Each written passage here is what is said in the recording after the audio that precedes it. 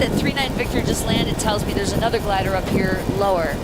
So we'll kind of keep our eye Yeah, out. I feel the temperature rise a little bit now. Yeah, we lose about 3 to 4 degrees for every 1,000 feet we go up. So if we go up like 4,000 feet, which we did, we've lost like 12 to 16 degrees. Plus, we got wind chill, right? Because we're going 70 miles an hour. Yeah. Yeah, it's definitely a lot warmer.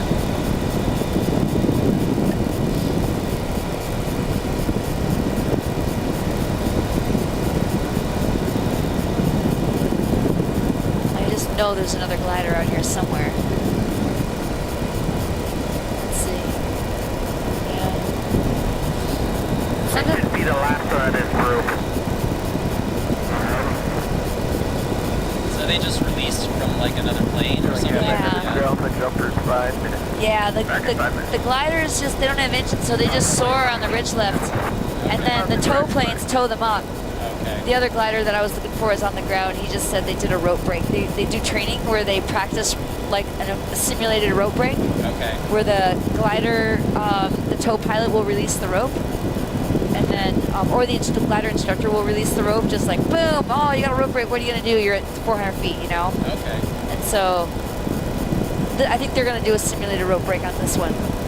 It's just a training exercise? Yeah, he just said this is going to be a simulated rope break. So that means that they're going to, either they'll land straight in down here, or they'll flip around and land the other way, or they'll go all the way around and land the same way. Depends on how high they are when they cut the rope. We'll watch it. We'll be able to see it.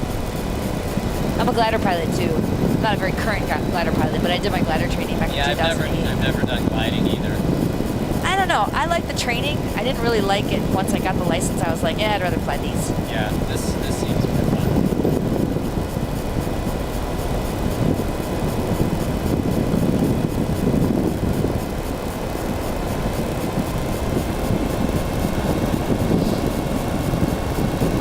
So if they're down low like that and the instructor pulls the rope, then the glider will just land straight in.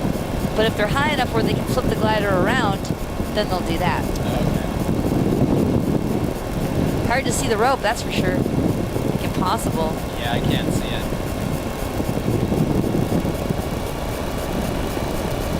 I don't think he's going to make them land straight in anymore. I think they'll flip it around.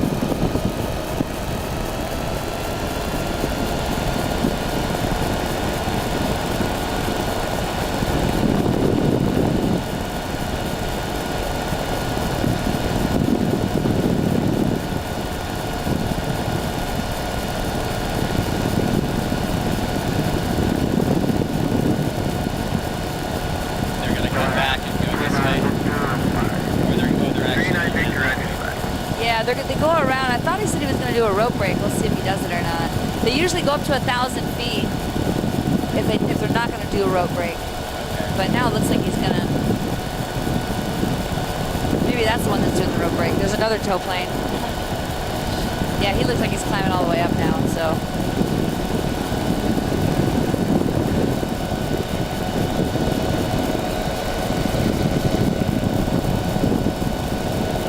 Pretty soon, the glider will let go of the rope, and then the tow plane peels off to the right, the glider peels off to the left, and they're on their own. Okay.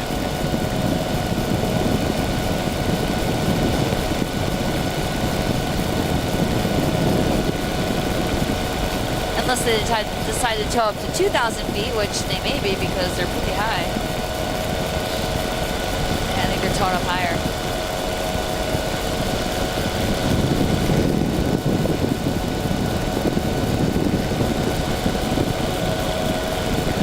Can't believe how nice it feels up here. Here, we just released them. Okay. Yeah, I find this very relaxing. This is definitely my, Zen time. This is a great view right here. Yeah. Most people come to Oahu and they never see this part of the island because it's like the road ends right up there, the paved road. Yeah. So there's not a real good way to get out to the point other than to take 10 minutes and fly over it. I heard the western part of the island's pretty closed off, right? The west part of the... Not really. I mean, you can drive there. Oh, okay. I thought someone told me that the road ends or something. The road does end, yeah. It ends on the west, but but it's just, it ends all the way up here on the other end of this point, on the other side of this point here. Okay. So our road on the north end, it ends right here at that parking lot. Okay. And then it's a dirt trail. It's like a four-wheel drive road. But at the very end, out by the point, there's a rock wall across it, so you can't actually drive around the point because it's a bird sanctuary out there. Okay. And then around the other side, there's the paved road comes up past those valleys there, and then ends right over here. I'll bring you out here so you can see it.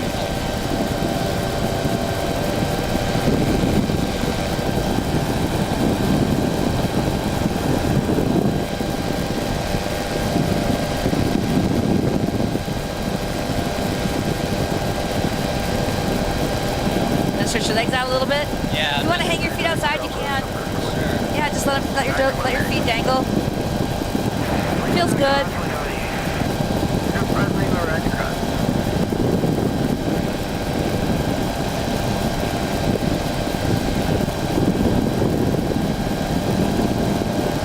Yeah, it's a little bit smaller than a coach seat, right? Yeah, just a bit.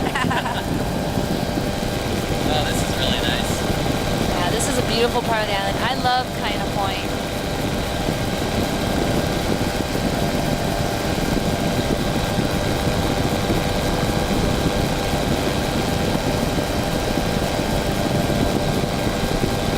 We're at 2,500 feet right now. So you see those kind of ridges over there? Yeah. There's a road that goes along the coastline. You can see it, yeah? Yeah. I can Kind of see right it. where the ridges come down to where it's Yeah, flat. I can So there's see a it. road there, and then that road comes pretty much right out to the bottom of that valley over there. What are these balls right here? Oh, inside the balls are dishes, and it's all military stuff, Okay. and they really don't tell us much about it. It's all classified. Oh, interesting. Hey, there's another whale out here. Oh wow, yeah, I see it. Cool. Yeah, I haven't seen any whales at all today. You're lucky. 2 whales on one flight. Hey, dude. Yeah, I can see it. That's probably a mama and a baby right there. I don't see the baby, but the mama stay really close to the surface.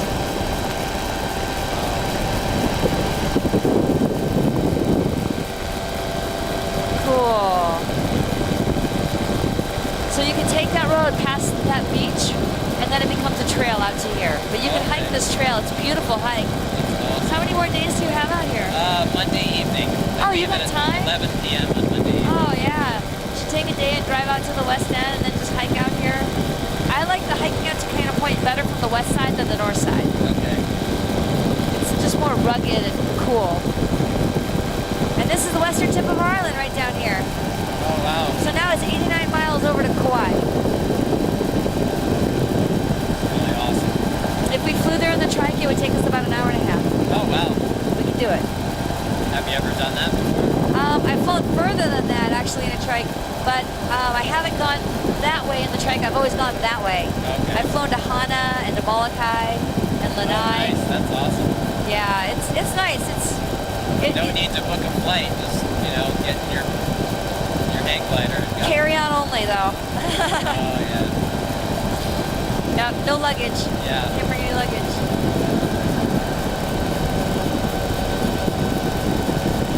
Ah, it was cool seeing that other whale. I love it. Now I'm just going to start to back off on the throttle, and that's going to make our propeller turn slower, and that'll help us to descend. Okay. We're not actually flying any slower, we're just dropping on down. All right. I'm totally comfortable. Right on. Life is good.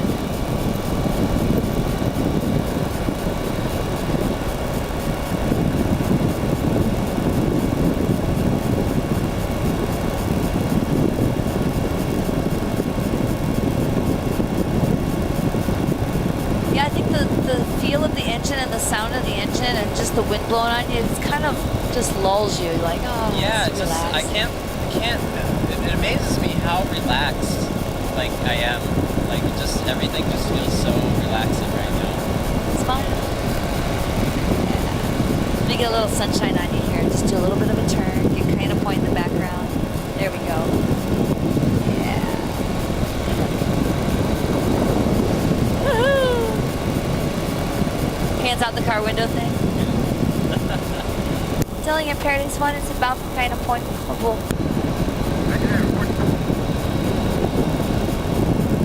I just can't stop staring at this area. It's just so nice. I think you need to be in the air more. You seem like you're totally in love with it, like I am. I know. I can see myself just, doing something like this in the future. How did you choose linguistics? It was just kind of. I did IT support for several years before that, and then I was just kind of looking for something different to do. Okay. And I don't know. I mean, it was part of it was kind of just me searching for something else that I would be interested in. But I kind of read up on it. I was working doing IT support in Arizona, and then I started reading into linguistics program at University of Arizona. And I mean, I had been wanting to go back to get my bachelor's for a while, but I didn't want to do computer science, and it's just. So that's just what interested you. Yeah. Sorry, I got a little low. We got into a little bumpy section. Yeah, it's probably turbulent. Yeah, we'll be through it shortly. We just gotta get. I think we're in the wind shadow of Mount Kaala over there. Okay. We were higher when we went that way, so we didn't feel it as much. Yeah, I'm up. What's up? Check your position. I'm turning base. Oh, okay. You only have me to worry about, and I'm still 2 miles out, so you're good. Tom should be coming in about 20 minutes. Okay. Where are they? Tom went over those mountains and clouds over to the windward side. They're not going to come out here, though. Okay. So I guess Kent decided he wanted to do an hour of flight, and so they went over to the windward side. I think because it was it was kind of bumpy, like right by Waimea. Yeah. So Tom's goal was get over to the windward side and spend as much time over there as possible because that's the upwind side of the island, right? Okay. So there, I think we're out of that turbulence now. That glider's doing some cool loops. See him? There's a roll. I can't see them. You'll see him. He's diving down right now. Oh, there he is. Yeah.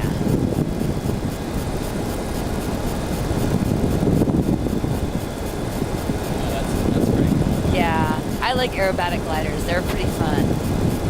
If you like that feeling of your stomach coming up in your throat and roller coasters, you like that. Some people love that. I can't Some say people. I really like it. Yeah, I but was gonna say some people don't like it at all.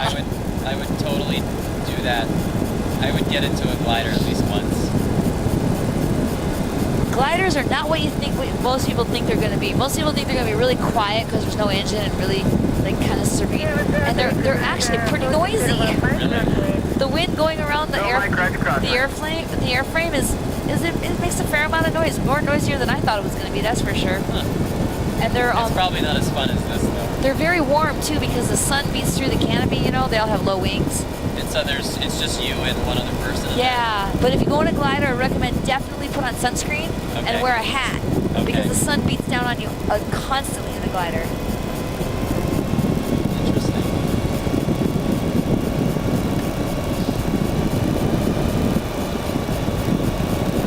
Oh, here comes the glider. We're gonna have to divert for him, I think.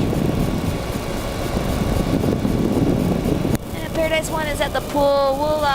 We'll hold off and let this glider come in. Paradise One, roger that. You got wind carriage for here, 09010. The gliders can't go around. They when they're coming in, right? Yeah, they don't have as much control. Right. They can't go back up. Like we can just step on the gas and be like, okay. So we'll let that glider come in, and then we'll. I don't see it though. Where did it go? Oh, there it is. Okay. 09010. They were coming right at us, so I saw them earlier when they were coming at us. There we go. Now we can just follow the glider in. We actually have very similar speeds, the trikes and the gliders. Okay. And that's what you call this, a trike? Yeah, that's what we call it because we're lazy. Pilots are all lazy. We're like, trikes. The FAA calls it a weight shift controlled light sport aircraft, which is kind of a mouthful, right? A little bit too long. That's a little too much. I agree. Now, as we're coming into land, the runway's flat, right? And we're coming down at an angle, like we're coming downward. So we need to flatten our glide out. And what we'll do is we'll push out on the bar and see how that kind of lifts our nose up.